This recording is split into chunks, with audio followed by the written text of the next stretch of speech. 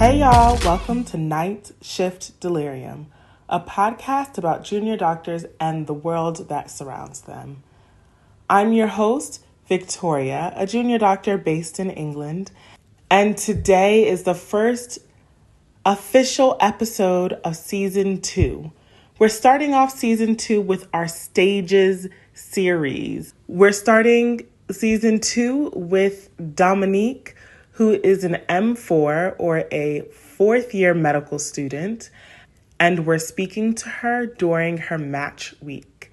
This is a great episode, and I hope you enjoy it. Welcome to our shift, y'all. Welcome to Night Shift Delirium. Today we are chatting with Dominique. As a part of our season 2 Stages series, the Stages series is looking at doctors and pre-meds and any people at different stages in their career. Dominique is in a very, very exciting stage right now. Literally, this week is probably the most exciting. So before we get there, tell us a little bit about yourself. Sure. So first of all, Vicky, thank you so much for having me on. But again, my name is Dominique Cross. I am a fourth year medical student at the Philadelphia College of Osteopathic Medicine in Philadelphia, Pennsylvania. And yeah, it's super exciting because I just matched this week. So we will find out where on this coming Friday. So yeah, Oh my very excited goodness. about that. Let's see. I am not your average medical student, and I'm sure we'll get into that as part of this conversation. But prior to medical school, I actually had a career in research, everything from bench to bedside. So I did wet lab research at one point. I eventually moved into clinical research. Then I got my master's in public health and wound up going back into research prior to going to medical school. So very familiar with things on the research side and now moving into the clinical side, which I think well informs my career. So let's see, I'm a Ravenclaw, and in my spare time, I like to sing, I like to journal, and as much as I hate going to the gym, I do it because I have to. So that's that on that. Um, that is amazing. I mean, I obviously know that you have had a non-traditional journey, as have I. And I think one thing that I really like about this podcast is that we really highlight a lot of voices and a lot of stories that are not the like typical went to pre-med, and ex boom, boom, boom, became a doctor 8 years or whatever, four years later after undergrad. So I really love that. And yes. There's a lot to get into. I guess, well, first, before we get into that, we'll just give a brief explanation of Match Week for people in the UK and other countries that listen that don't know what Match Week is. Sure. So, in the medical school system within the United States, we know that we do 4 years of undergraduate education, in which you receive a bachelor's degree. And then you go on to medical school where you get your degree, either the MD degree or the DO degree, which I'm getting. And as a fourth year student, we do match week, I'm sorry, let me back up, where after medical school, we then complete a residency, which is our training period. It's almost like on the job training, if you will. So as a fourth year medical student, you apply to residency. And it's almost like applying to school again, except you're applying for jobs. It's sort of a cross between the two. You apply to a number of different programs in your chosen specialty or T's of choice. And then said programs, these hospital systems will choose to interview you. And at the same time, you are interviewing those programs to see if they are the right fit for you. At the end of the interview season, which runs for us this year was October through February, you will then, as a student, rank all of the programs with which you interviewed or with whom you interviewed in the order in which you would want to work there. The programs then in turn rank the medical students that they interview in the order in which they would like them to come to that program. These lists go into a computer, magic happens, and then this thing called the match is established.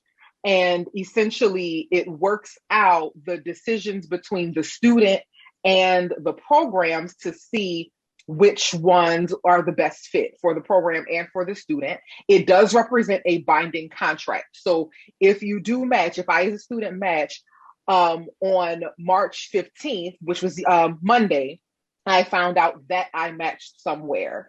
And then this coming Friday, I will actually find out where I matched. So it's a binding contract. So wherever on Friday I find out I will be, I am contractually obligated to go there. And it's a really big thing in medical school as a fourth year. It's almost bigger than graduation even. And yeah, so it's a really fun time for many fourth years across the country right now. Yes, yes, yes. I think it's really interesting, obviously being sort of understanding the American system and going through the UK system. So right now, I finished my first year and I'm in my second year now of what we call foundation training. And from here, the next step is to apply into your specialty training. So whatever it is that you're applying into. Oh, okay. So it's a little Um, different. it is different. There is an application process to do the foundation bit. But this one is where like you have an exam that you have to take.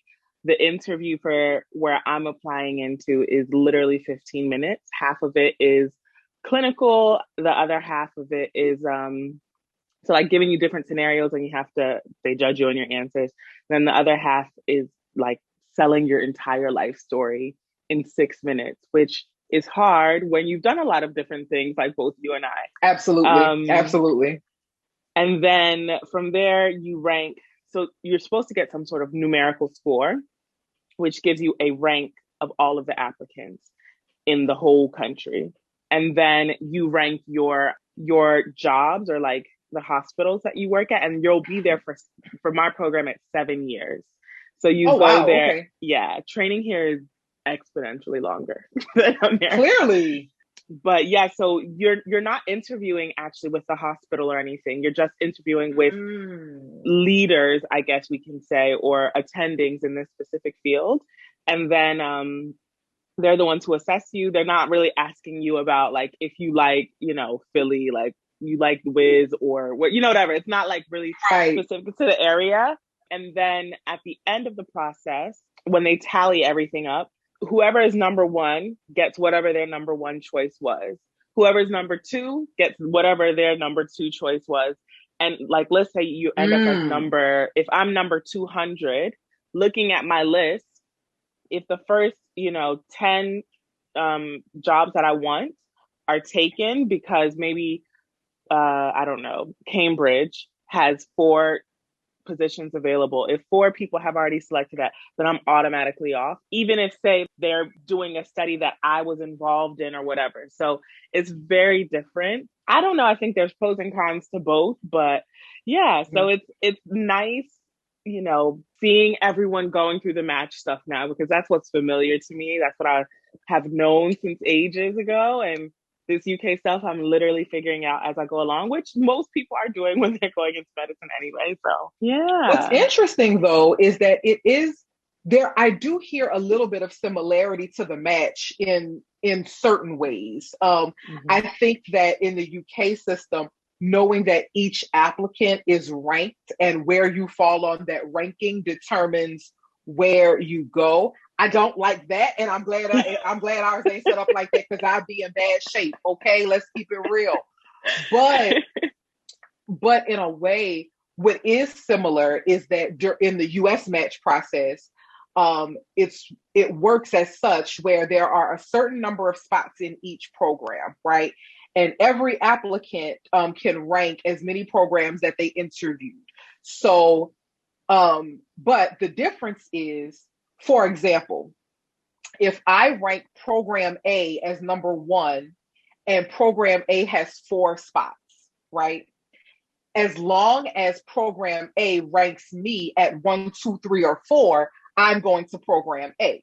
Yeah. Now, let's say I rank programs A and B. Program B ranked me number 1, but program A ranked me number 4. If I ranked program A first, then the algorithm takes my preference into account. And so because program A has 4 spots and I was number 4, I will still go to program A because that's my preference. So in that way, I know a lot of people don't believe it, but the match is actually in favor of the applicant. Yeah. And it is really hard to believe when you're in the midst of it and you're like, oh my God, the next 3 to 7 years of my life is based on this. But it really does work in the applicant's favor at the end of the day. Yeah, absolutely. I think that is really important. I mean, seeing how I don't have to rank every country, I mean, every job in the country, but like hypothetically, I could be ending up in Scotland for the next 7 years. Never been there, Mm, don't know anything about any of the hospitals there. You know, it's really luck of the draw. Obviously, well, now the other thing that can happen is there's rounds of this. So first round and second round, I think.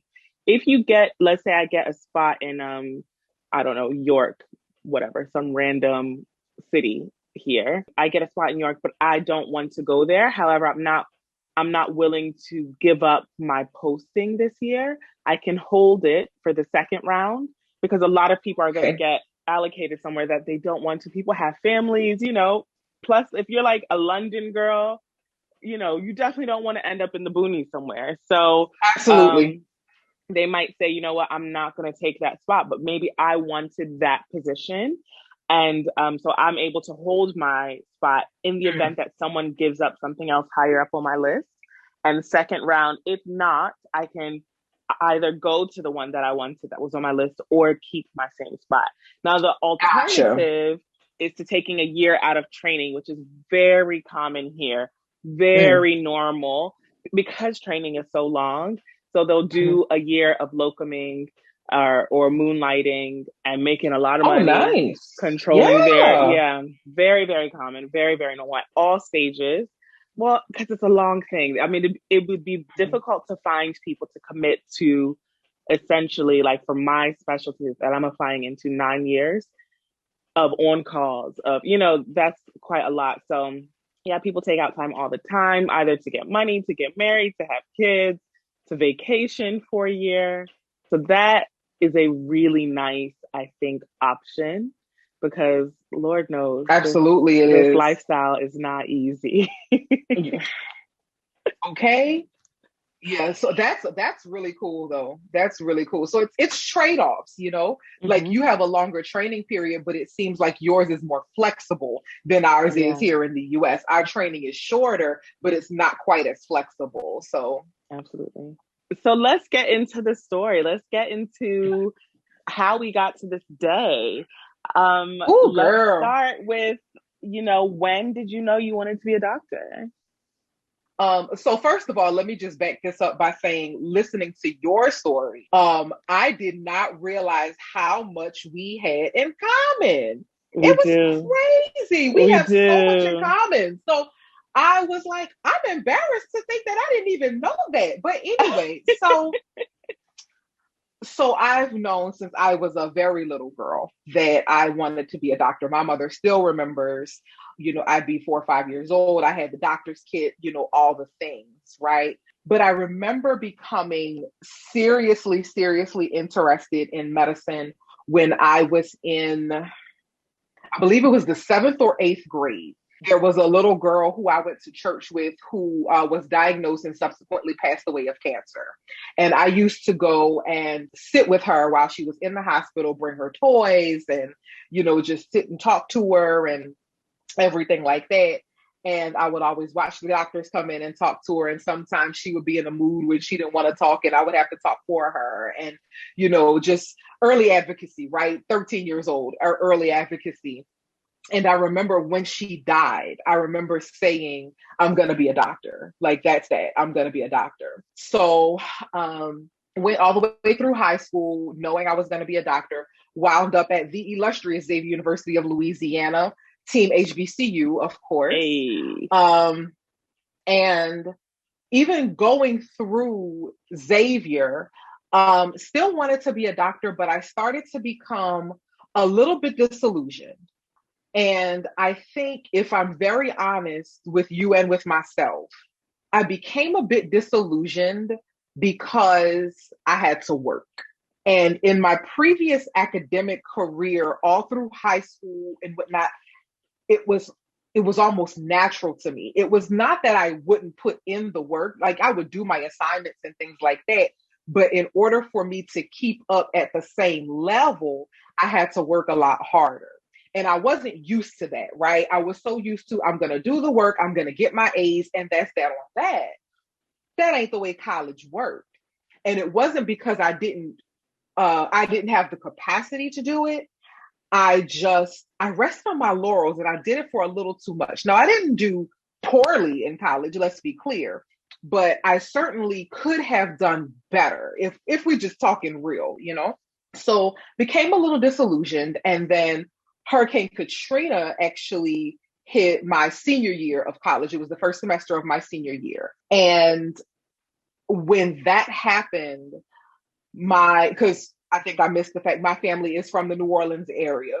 So we had relocated to Houston for several months. And by comparison, we really came out of that situation pretty well. We were able to get back into our home that December. And by then, I was exhausted. I was in a place, you know, when I was living in Houston, we were living in a home. We had 16 people living in a house. When I realized we weren't coming back to New Orleans, I immediately went and enrolled in school at the University of Houston downtown. I immediately went and found myself a job in a research lab, one of the labs that I worked in the summer previous. And it was a 2 hour commute each way to work and to school because I didn't have a vehicle. And I'm living in a house with all these people. I'm just really trying to fend for myself because my parents are worried about my siblings, trying to get them together. And we were okay, let me be clear, but I was just very tired. I did it, but I was very tired. And I remember going to my mom and saying, I need to put off medical school, or I'm going to put off medical school because I'm exhausted. And as much as I thought that she was going to say, like, she was going to like light me up for it, she didn't. She said, I'm not surprised at all. And I'm honestly glad you did. Okay. Well, that didn't go the way I expected, but okay.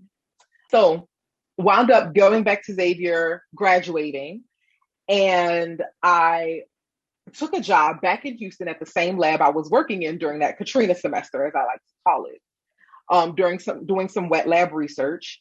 Absolutely hated it. Not only that, but I was terrible at it. So I wound up moving into clinical research, and I really found my niche. I took a job as a research compliance and operations coordinator, and I really began to learn the process of clinical trials, drug development, device development, that whole bit. And I got to work on some really, really great projects. If anyone has ever heard of the HeartMate 2, it's a ventricular assist device. I actually helped audit that project and things like that. So worked on some really, really great projects while I was there. And I really liked the work. And next thing I know, 1 year had turned into 5 years. So I decided to apply to medical school. This was my second time actually applying, and I did not get in. However, I was offered the opportunity to receive my MPH, my master's in public health, from Drexel University in Philadelphia. At the same time, my cousin was moving to Philadelphia for law school. So it worked out just perfectly. And I wound up going to Philly, getting my MPH. And then I wound up getting back into clinical research at another hospital, really, really great hospital in Philly. Again, worked on some really great projects.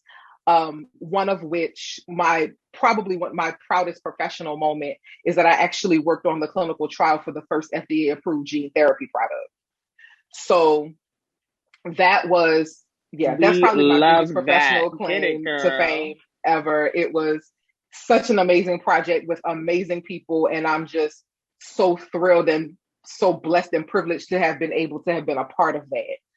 Um, and then next thing you know, here's another 3 years have gone by. I applied to med school again, didn't get in. Mind you, I've taken the MCAT three times at this point, maybe four. Don't even remember. No, it was 3 times at that point. So, and score just wasn't moving. Applications just weren't moving. It just wasn't going my way. So I wound up moving to a different research project, same hospital, another amazing project. And I had taken the MCAT again, or I had applied for the MCAT again to sit for it. And my grandmother passed away. And one thing about me and my grandmother, that was the homie. That was my home girl. That was that.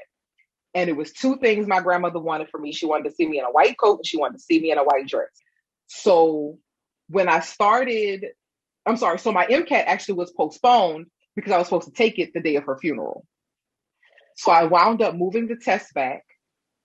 And when I retook the test for the fifth time at this point, my score finally improved and it was the highest score I had ever gotten. Wow. You can't tell me my grandmother wasn't in on that. So, I'm working on this great project, still moving around, still doing all the things, all the good things, and having a really good time and really building my career. But I remember being at an event for work, and in the middle of the event, I just sort of stopped and blanked out. And I said to myself, I can't do this for the rest of my life. I have to try again. I'm not going to be happy doing this for the rest of my life. I have to try again.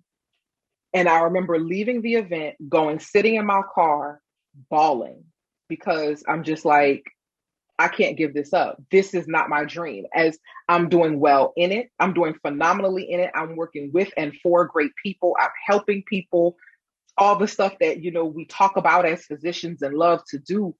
But I wasn't satisfied and I knew I wasn't going to be. Something spiritual happened in that moment and I said, I got to do it again. So I applied again. And this time I was totally quiet. I said nothing to no one, not even my parents, until I got an interview. And even then, I only told a select few people. And I got one interview and I got one acceptance. Love and here that. I am. Love that. Love that. Love that. Love that so much. There's so much in there, there is so much in there, but I think probably what stands out the most is the spiritual side of it. I really do believe in divine intervention and divine guidance and how things just don't feel right unless you're working in your purpose and in your calling. And that's exactly what you're doing. And once you start listening to your calling and your, what you're supposed to be doing, things work out, so much stress, so much. I mean, I fully understand this, wow, I really like this research thing. I'm enjoying myself. I'm learning a lot. I'm contributing to the world of science and to people's lives. But there's something very different when you're looking at the research side of it and the clinical side. I always say very selfishly that I went back to medicine because I wanted more instant and immediate gratification that I could see. And it's selfish. It's not for some altruistic thing. I want to feel good about what I'm doing. Not that you don't feel that in research, but it's just. But there's something to be said when you see it working. Yeah, there's something to be said for that. Absolutely.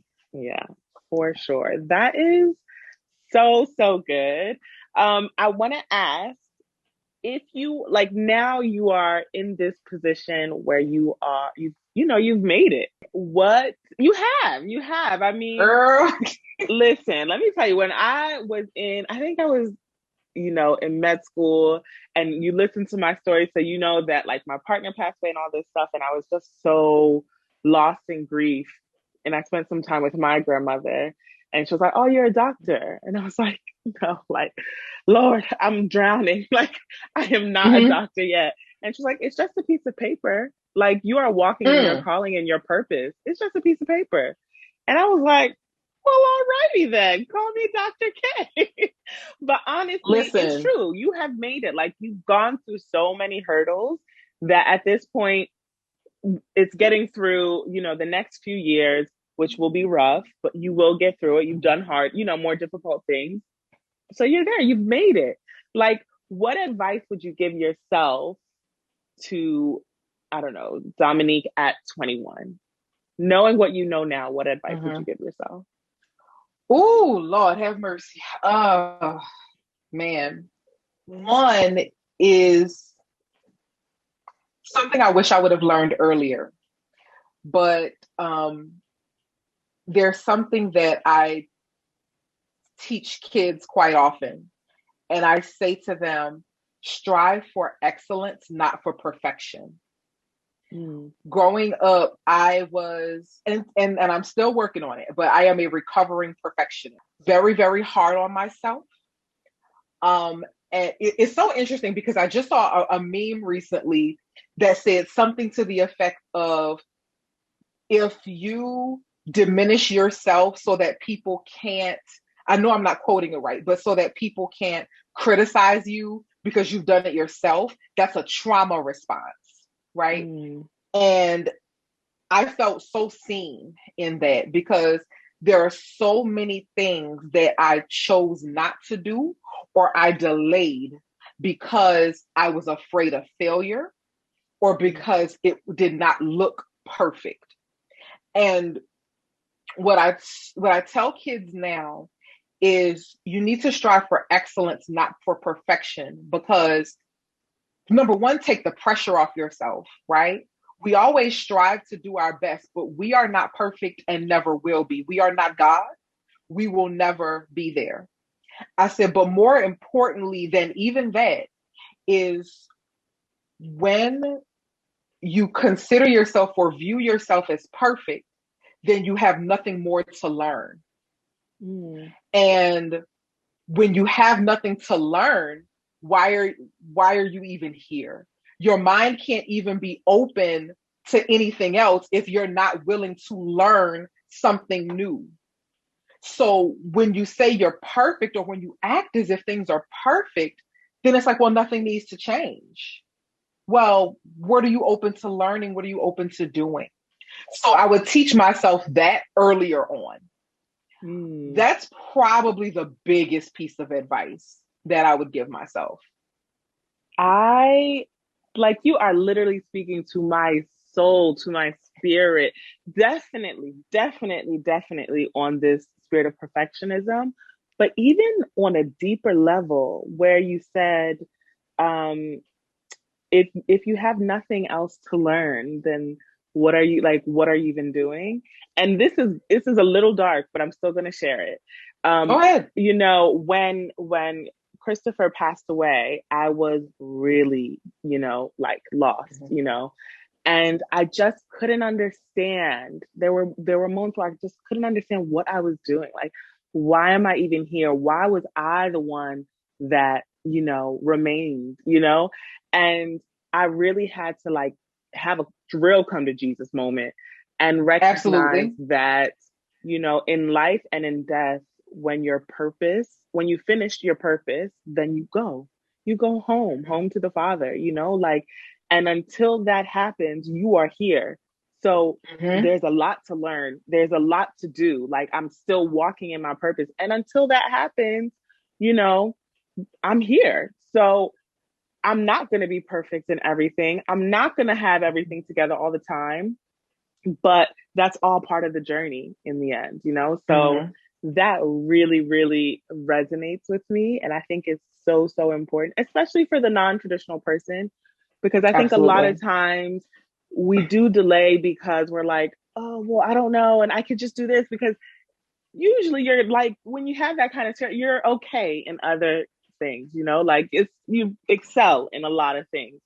But Yes. and so it's easy to sort of just be in your comfort zone, but you really have to challenge yourself. And I think that's really important for any young budding scientist or budding doctor. Like, you Hmm. have to challenge yourself. You cannot only see, I mean, even in whatever you specialize in, you will become an expert in whatever that field is, but things are changing. There are Hmm. pulmonologists who were floored with COVID, understandably Hmm. because it's a new thing. So like, it's just so important. And this, they always tell us that it's lifelong learning, and we roll our eyes till we Yes. realize we have to continue taking exams until we die. and, Hmm. It's true. I mean, it's just so important. Mhm. And Um, one other thing that I have really come to learn is, we always say that nothing worth having comes easy. You know what I mean?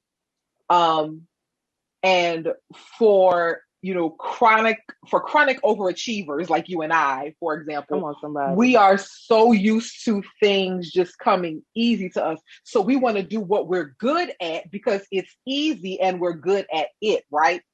Mm-hmm. Um, and then, social media culture, yeah, I'm going to say this, but social media culture likes to ascribe to anything that's for me. It's just going to come to me. And it's all very easy. And if it doesn't No flow work, with just my vibe. energy, none. And I said, who raised y'all? Like, honestly, who raised y'all? Because one thing about me is that as smart, and I actually put this on one of my Instagram posts, med school humbled the hell out of me, literally and figuratively, you Mm. know, and and it's not just school itself, because there were issues with school itself that I had, and then there were some issues outside of school that I could not control, and it started literally, Vicky, from the day I got my acceptance letter.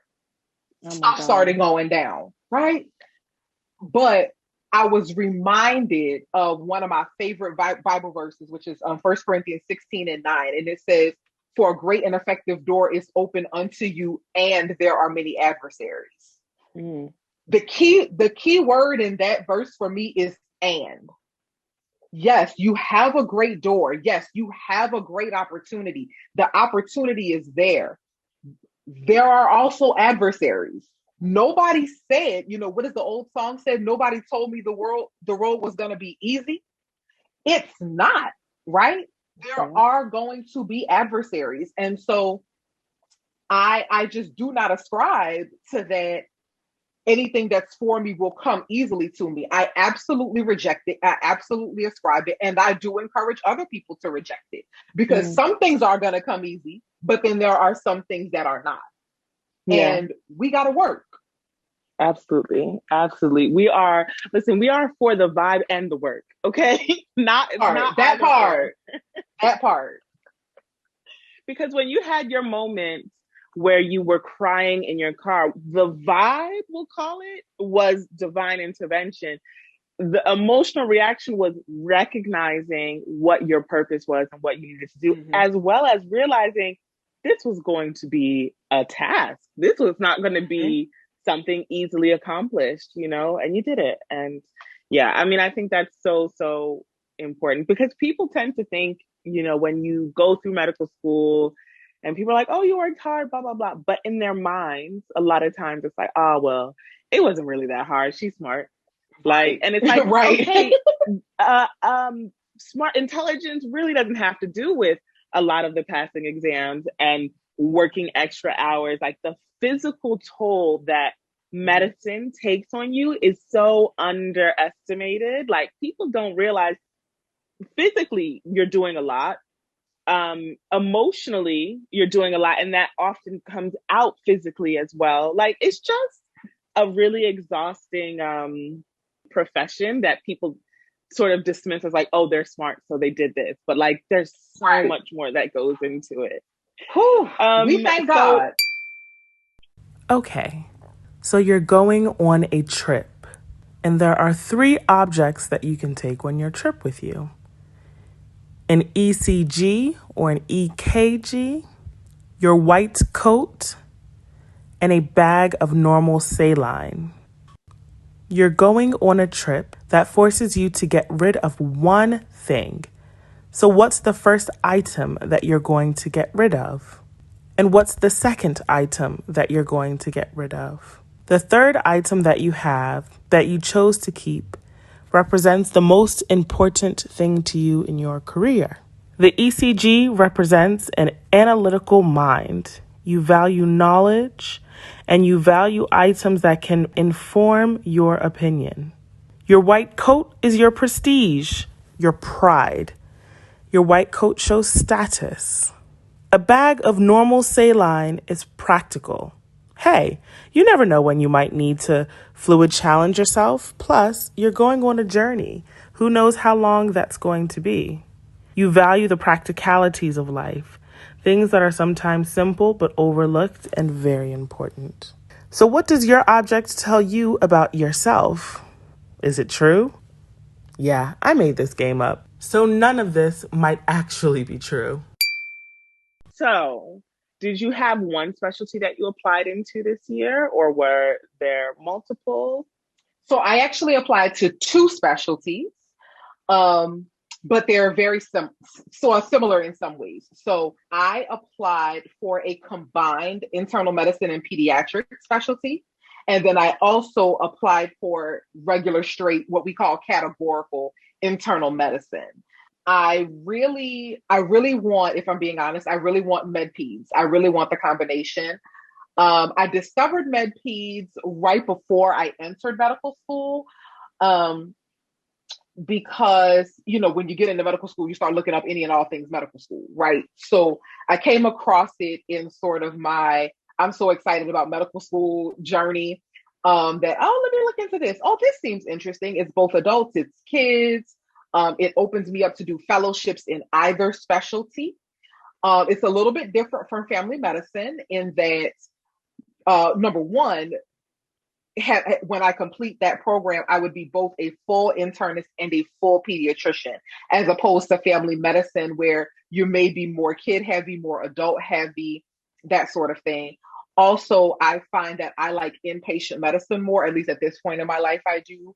And family medicine tends to lend itself more to outpatient medicine. So I preferred med peds in that regard. Additionally, family medicine training requires some surgery and some OBGYN, which I wanted no parts of. And therefore, I felt like med peds was just kind of a good fit for me. I also applied, however, categorical internal medicine, because there are only 77 med peds programs nationwide. So it is a little bit more competitive, not super competitive, but it is a little bit more competitive than some of the other specialties. And I have to be realistic about things. So I did apply for internal medicine as well. And I also love the ICU. I feel like I am most at home in the ICU. If I were to do a fellowship, it will probably be Pom Crit. And I wanted to leave that option on the table. So that's the reason why I chose to do categorical internal medicine, as opposed to categorical pediatrics for the second specialty.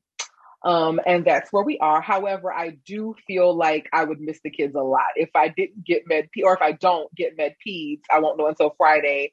I'm gonna go through a slight mourning period because I'm gonna miss my kids. So Yeah, so we'll see. very interesting. Well, I'll just clarify for the non-US people. So, intensive care is a separate specialty here. It's not necessarily like a fellowship that you do, and it's not often pulmonary related, really at all. Like, Ooh, okay. so yeah, so it's a slightly different thing. You just basically you do your foundation training, you do this core training it's like 3 extra years of rotating, and then you would apply into intensive care. And that Oh, okay. I think it's like, I don't know, maybe 4 or 5 more years, maybe 6. I don't know. It's long. I'm clutching my imaginary pearls because my God. They take a full decade, child. But yeah, that is really interesting. And I actually didn't really think about the difference between internal and peds as well, versus family medicine, because I'm someone who's more inclined towards OBGYN and family Okay. medicine. So when you were saying, I was like, all right, okay, that's good. Actually, hospital, that sounds good to me. And then I was like, oh wait, no, the whole surgery and OBGYN bit, nope, nope, family would be me. Yeah, and it's like that, listen, there are two specialties that I said walking into medical school I wanted no parts of. One was psych and one was OB. And You know what though? You know what though? I said, like, because I think in my well, what our reproductive health unit, which it would be our like obs and gynae bit, for the book part, they started the first day showing like a prolapsed vagina, just a picture, which I found to be quite traumatic. Like, Yeah, yeah. just can we start with, I don't know, a photo of a Can we just baby? start with Like there are basic, right? options. Basic anatomy. But you know what? England and, well, outside of America, it's a very male dominated specialty. So the approach is different, and we'll just leave it I there. see. But that being said, going through, I was like, going through my rotation in third year, I was like, right, this is lit. I want to deliver some babies in some capacity. But And I'm anyway, gonna let you have that. Pass them to me when they get out. Because let me tell you something. COVID took my OB rotation, and I was absolutely okay with it. I was absolutely fine. I did a couple of afternoons in the OBGYN clinic because one thing, I did want to be a responsible student. I wanted to be comfortable doing a bimanual exam. I mm, wanted to be comfortable doing that. I was not going into residency not knowing how to properly examine the female body. So I did yeah. spend a couple of afternoons in the clinics to make sure that I can, properly examine, comfortably examine, those of us with female bodies. Mm. And that way going into residency, I wouldn't be, just so clammed up and then the patient clammed up and it's all bad, right? So, but yeah, as far as all of the other stuff, y'all can keep it. I'm gonna leave it to the folks, to the likes of you. Uh, listen, That is pass me the hilarious. kids when they get out. I got y'all. So, I mean, you mentioned COVID. How has it affected your med school training, and the application process is also so different? It is all very different. So I actually lost my last two rotations of third year due to COVID. One of them was okay because it was radiology and OMT, which is 2 weeks each. Both of those can easily, well, not so much OMT or osteopathic manipulative medicine, which I'm a DO student, so I have to have training in that.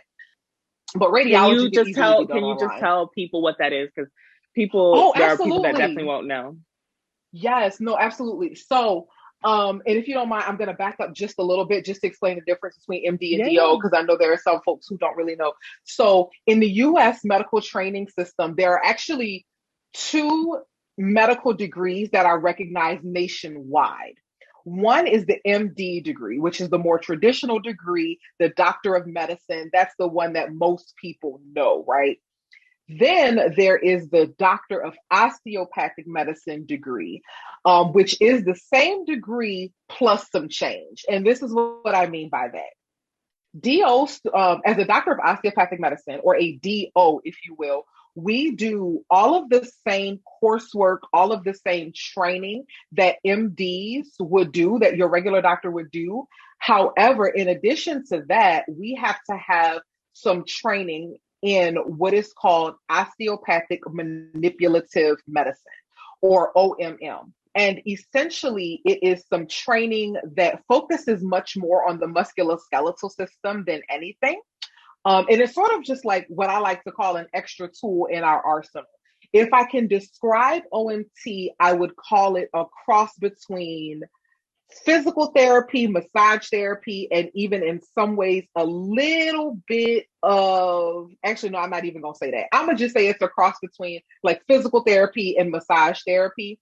So we do a lot of like muscle strengthening, some muscle loosening exercises we can do. There are some techniques that are all manual, using nothing but our hands, where we can execute some techniques that theoretically would help to move, help circulation and blood flow and lymphatic flow, things like that. So it's just some extra training that we have in that. Now, in practice, many DOs don't really do OMM as much for many reasons, and that's a whole other episode. But um, regardless, both an MD and a DO, you still have to take the same boards exams, or equivalent boards exams. Still 3 steps. You still have to do a residency. You still do the same 4 years of medical school. So if your doctor is an MD or a DO, just know that they are equivalent and they've had the same training. So yeah, just wanted to put that out there. Excellent, excellent, excellent. So you were telling us that radiology was canceled. Correct. Yeah. So Okay. radiology was online, which easy because that lends Oh itself to being yeah. online. OMM was online, but that was actually a little bit of a different experience because it's manual therapy. You're literally using your Mm, hands. You got to touch people, yeah. you know.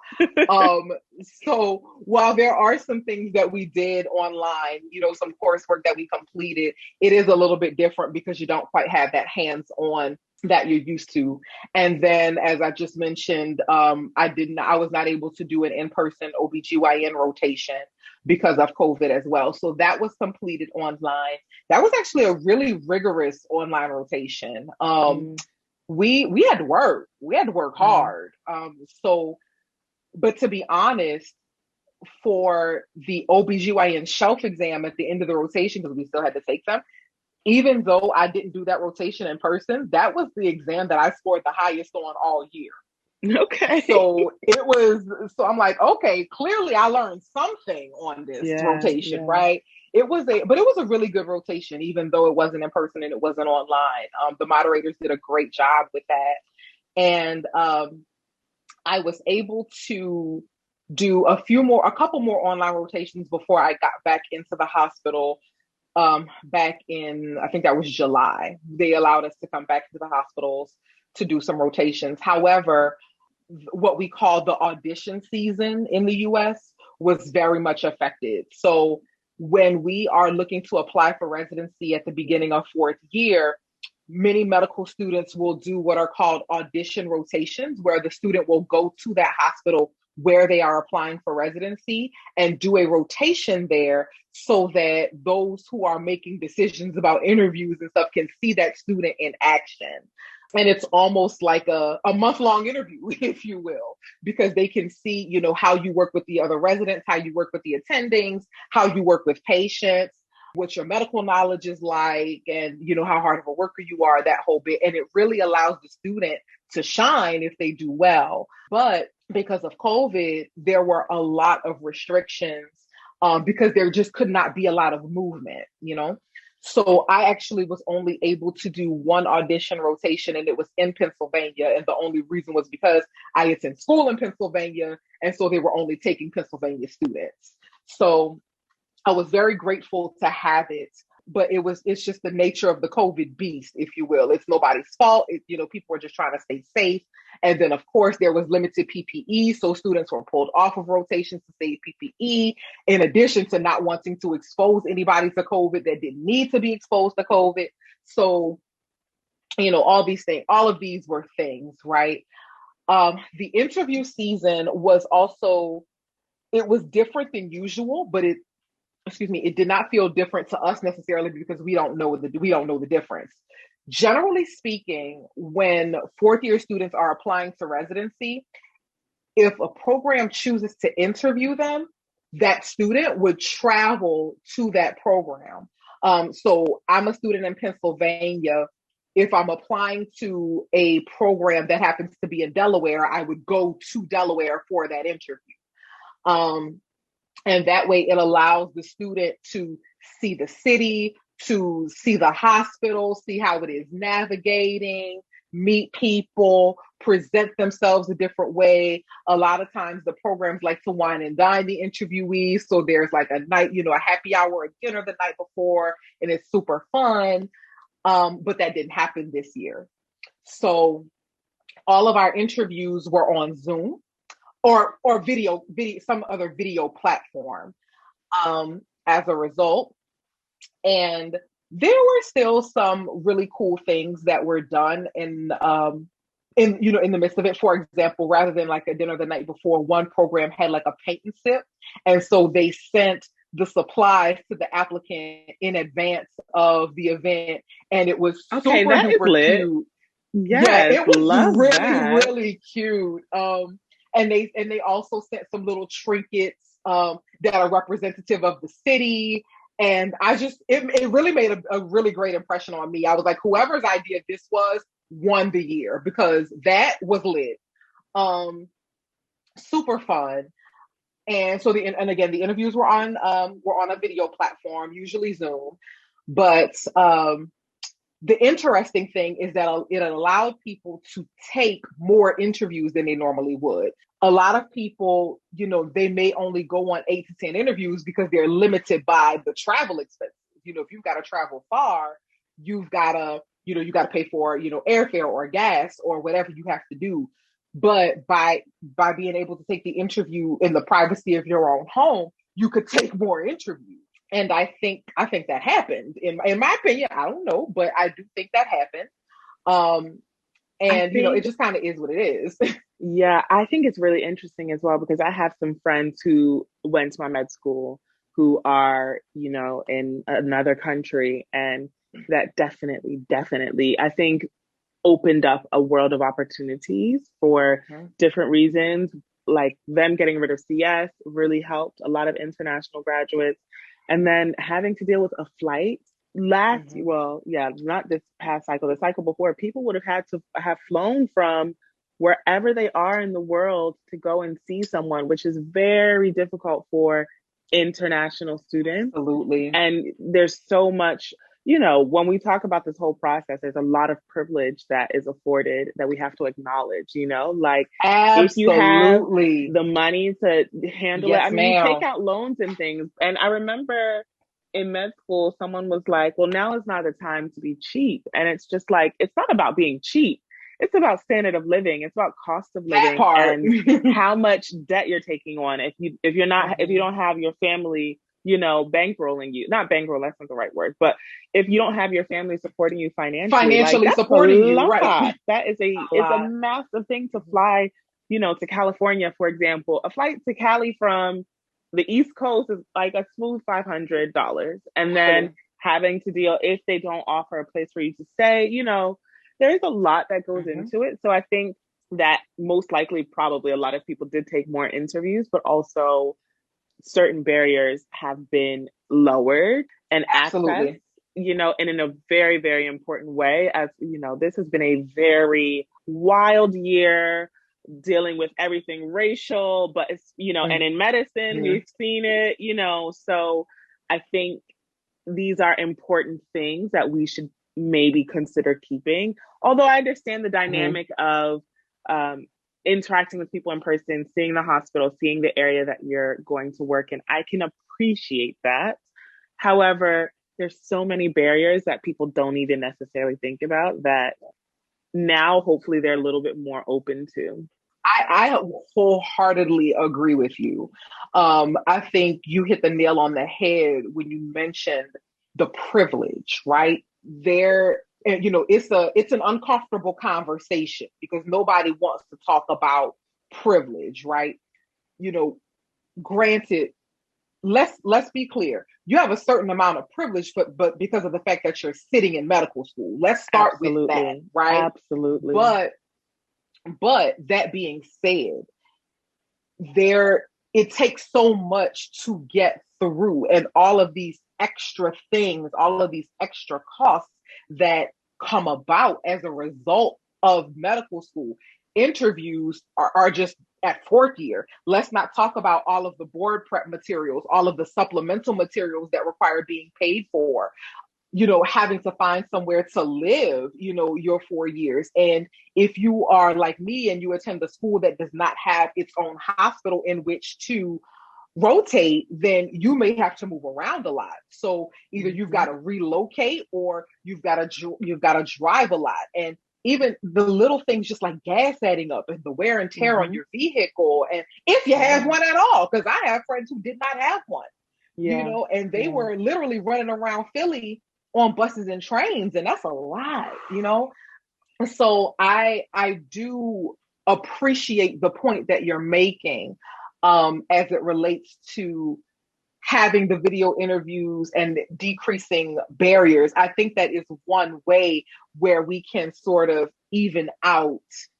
that privilege, if you will. Mm-hmm. Yes, there's something to be said for going in person. I know for me, I was slightly disappointed about not being able to visit in person simply because I present better in person, you know. Mm-hmm. Mm-hmm. You know, if I'm on an in-person interview, I'm dressed to the nines, like hair perfect, you know, perfect, all of the things. And I'm just on and I know how to be on. Whereas on a video conference, I had to be a lot more conscious about being on. Like, no, this is still an interview. Don't get relaxed, if you will. So, but your point is very well taken. And I honestly agree with you. I think of all of the things where we could sort of cut some costs, this is certainly one of them. Yeah, yeah. And even, I mean, I definitely see what you mean. I fully agree. I mean, I'm definitely someone who is like on in person. I do my best in sort of virtual settings, but I know that I could do better in person. But not even Right. that. On the other side of it, I want to see where maybe I'm going to be living. Like, if, Absolutely. things look different online than they do in person, and people equally as you can be on, people can also be on and can also sort of present something. And then you see the way, some people are making faces, or, some of the Mm-hmm. nurses looking at somebody kind of funny, and you're like, all right, Mm-hmm. let me take a pause, take a minute. Yep. So I think there is definitely a side of that is really important. I don't know a way to make it equitable where you get to really see someone in person, and then also, like, I think it would be difficult to say let's have a mixed model, because probably people who come in person are going to stand out more.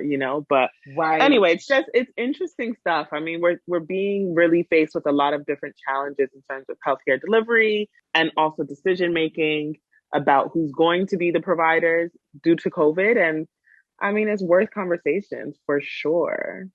For sure. So, what are you going to do when you find out where you're going on Friday? What's the first thing you're going to do? Are you recording yourself? Are you having a party, a virtual? Like, what's the tea? What's the setup? So the tea of it all, okay? Let me be clear. So first of all, I really was not going to do anything at first. I was just gonna open it and have a good time and have a glass of champagne because there will be champagne. But I decided to do a semi small something. Mainly because my grandfather is 88, he's almost 89. And I already told you guys about my grandmother.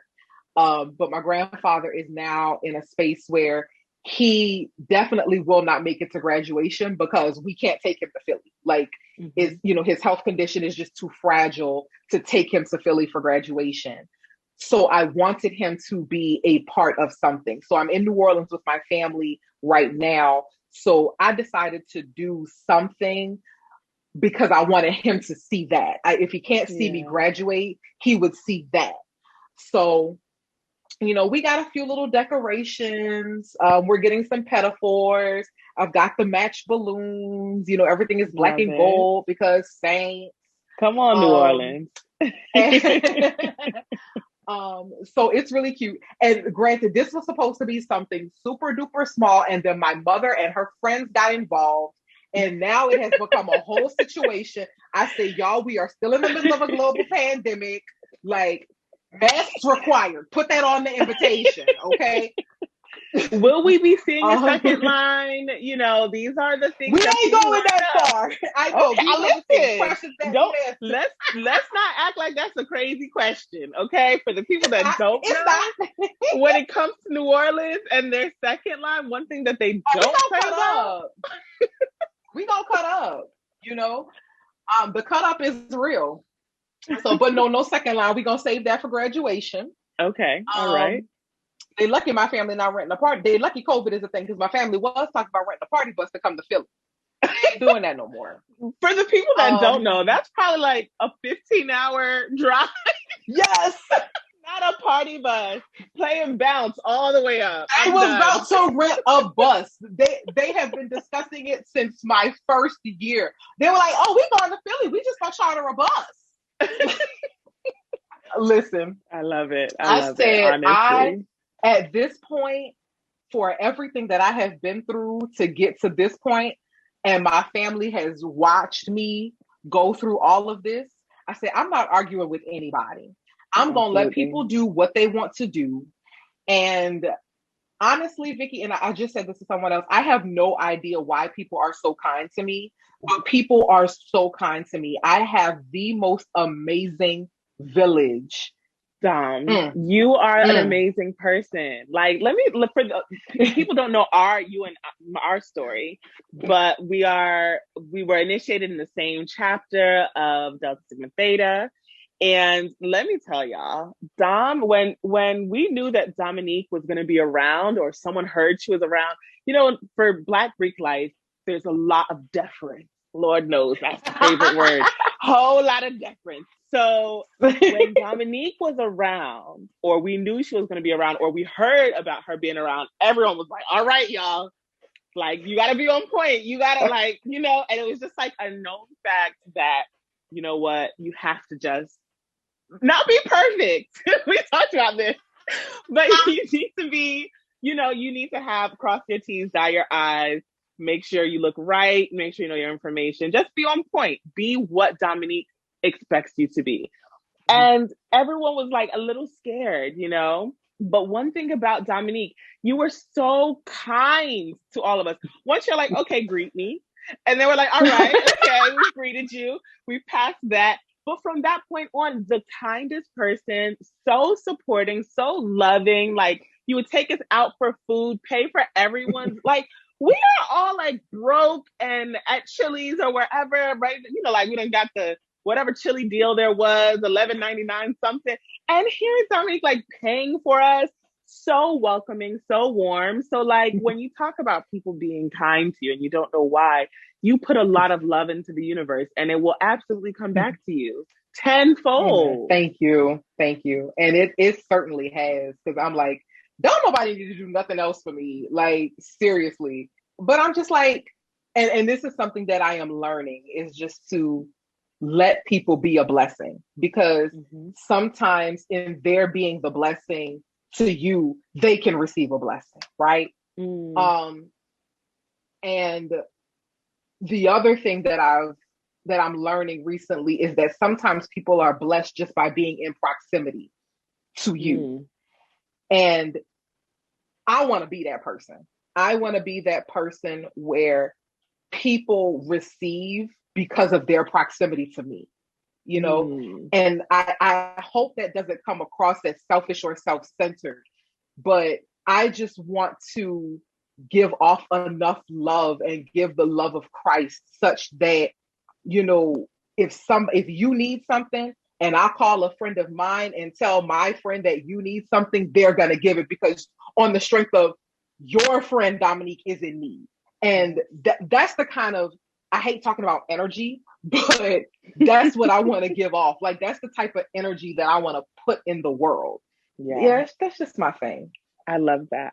Okay, so what are you looking forward to most in the coming year, your intern year? What are you most excited about? Excited and scared.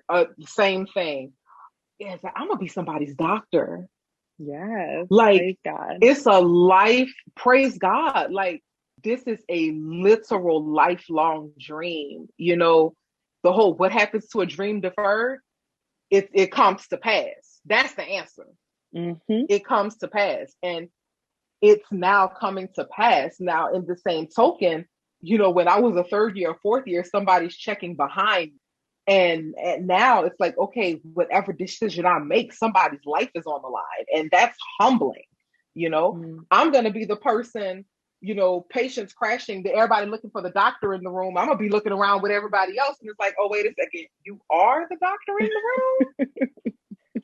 kind of like when you're an adult and it's like, all the kids are looking at you because you're the adult in the room, but you don't think you're the adult in the room.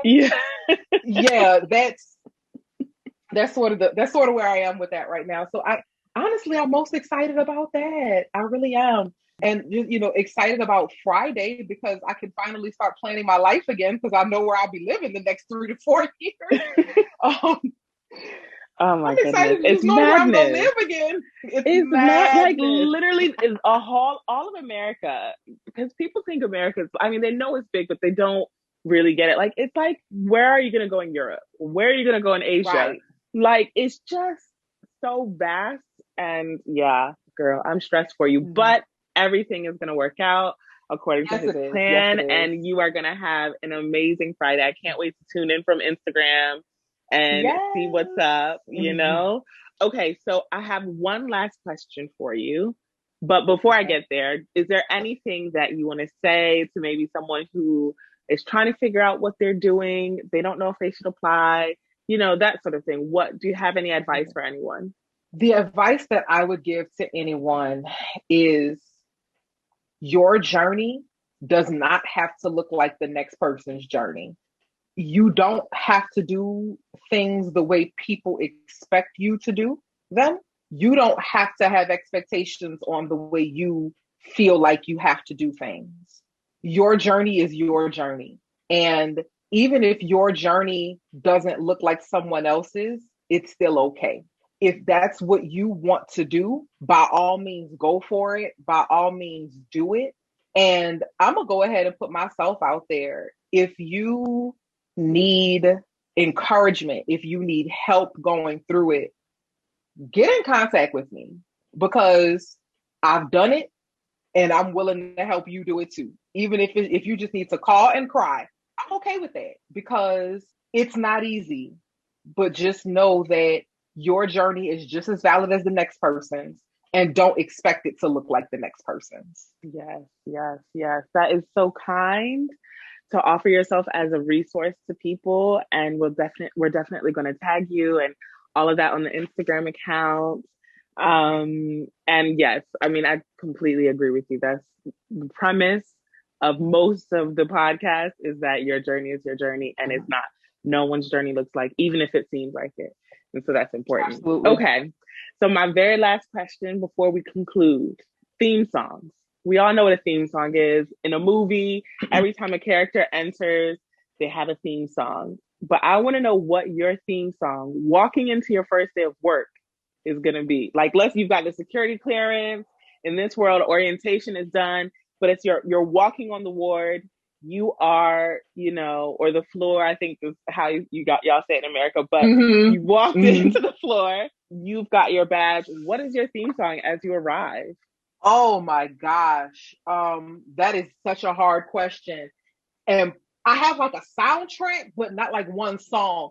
So, okay, so one of my favorite podcasts is Ratchet and Respectable with Demetria Lucas. So I'm Okay. gonna give you a Ratchet and a Respectable, right? The Ratchet song would be Savage by Meg Thee Stallion. With the Beyonce yes. That would be the Ratchet version. Ooh. And tell me why. Tell me why for each of the songs. Actually, no. Actually, no. I think I'm gonna change that one. I think the Ratchet would be Like a Girl by Lizzo. Okay. Okay. Yeah, I think the Ratchet would be Like a Girl. That one because it's just like, yeah, I'm a girl and I'm gonna do whatever the heck I want. Period. And I'm gonna run the world, and you're just gonna have to deal with it, right? But yeah, but Savage will be a close second because it Okay. just gets me in that good ratchet mood, like I can take over the world. And my respectable song would be I Got That by Anthony Brown and Group Therapy. And it's a gospel song. I played that before every single exam that I took throughout medical school. Every single exam, every morning, that's the song I played because it reminded me that I already have the victory in hand. And it doesn't Yes. matter what the trouble was or what I have gone through to get there, the victory is still mine. If y'all only knew the things that I've Come had on, to somebody. experience, like it was just my constant reminder that you have the victory. I So yeah, love that's that. that. I love that. I love that. I think I'll try and answer for my first day on when I was first, like my first day of foundation or whatever. Mm. I think in my mind, I would want it to be like, who's that girl? Like, oh, who's that Yes, girl? And it's like, I'm that girl. That's yes. that's what I would want. However, I think the real truth of that was Ready or Not. It's like, listen, We're here. Mm-hmm. I don't know what I'm doing. Don't ask me anything, but I'm here, ready or not. Dr. K has Mm-hmm. arrived. Period. Period. Period. And that's fine. And it's going to be a banger. Okay. We're going to enjoy Right. ourselves. Oh my goodness. This has been so So much good. fun. Thank you so much for joining us on our shift. And I hope later on we can do another episode at some point. Anytime, I would love to. Thank you so much, Vicky. I've had so much fun. I hope you all enjoyed this week's episode of Delirium and learned a lot from Dominique.